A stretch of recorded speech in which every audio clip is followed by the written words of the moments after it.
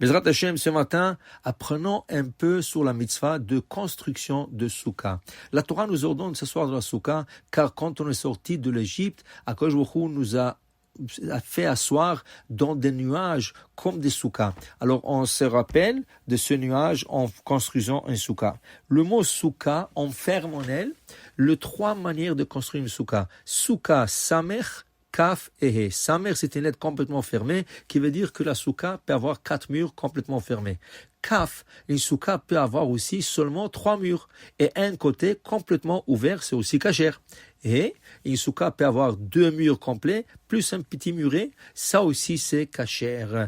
Maintenant, les murs peuvent être faits de n'importe quel matériau. Ça peut être du métal, ça peut être du bois, ça peut être de la pierre, ça peut être du plastique. La seule chose qui n'est pas recommandée, c'est la bâche ou les bâches. Pourquoi? La bâche, elle bouge trop et des fois avec un petit vent, ça peut être arraché. Même si on les attache bien, ça peut être arraché et c'est pas conseillé. Mais il y a une manière de cachériser la bâche, mais peut-être on parlera de ça dans un autre cours.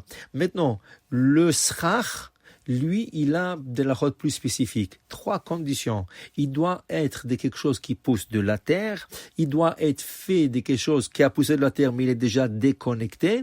Et il doit être quelque chose qui ne reçoit pas de l'impureté. Alors, on ne peut pas mettre du plastique sur le toit. On ne peut pas mettre du métal, car le métal reçoit de l'impureté. Il faut que ce soit des feuilles, des branches, n'importe quel feuillage, n'importe quelle branche sont cachères. Mais le meilleur, aujourd'hui, c'est le bambou, parce qu'ils font moins de saleté et ils sont réutilisables. Mais encore, dans le bambou, il y a des matelas bambou qui sont cachers, il y a des matelas de bambou qui sont pas cachers. Si on achète des matelas de plage qui sont en bambou, c'est pas cacher. Si on achète des rideaux, des stores qui sont en bambou, c'est pas cacher, c'est pas fait pour la souka.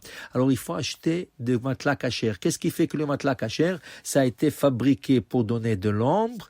Le fil qui attache le bambou est un fil cacher, alors ou de nylon, ou la meilleure des choses, le coton ou des fils en loulave. C'est le meilleur fil qu'il peut avoir. Ça, c'est le matelas kasher pour la souka. Alors, assurez-vous que le matelas que vous achetez, il porte un air cher pour ne pas acheter n'importe quoi. Et là, vous faites le bracha en vain. Maintenant, les décorations sur la souka.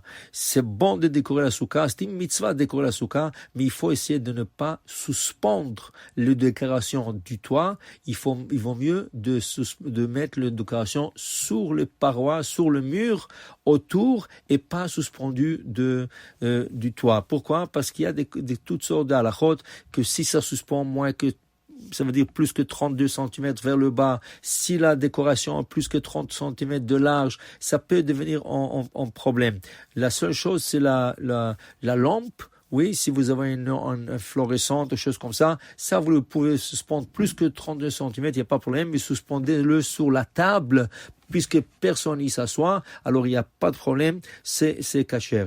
Maintenant, essayez de ne pas avoir un arbre que ces branches suspendent sur la souka, ça c'est un problème. Même si l'arbre est très très haut, ça peut être un problème. Alors essayez toujours de faire la souka dans une place où il n'y a pas quelque chose qui suspend sur la souka.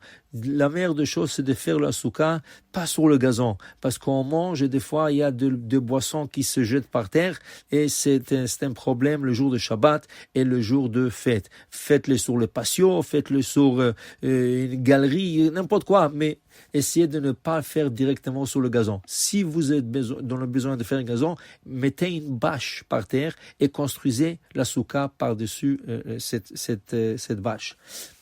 Hashem, il y aura encore de la chôte de souka qu'on va en parler. Je vous souhaite une bonne journée. Baruch Adonai Le'olam. Amen. Amen.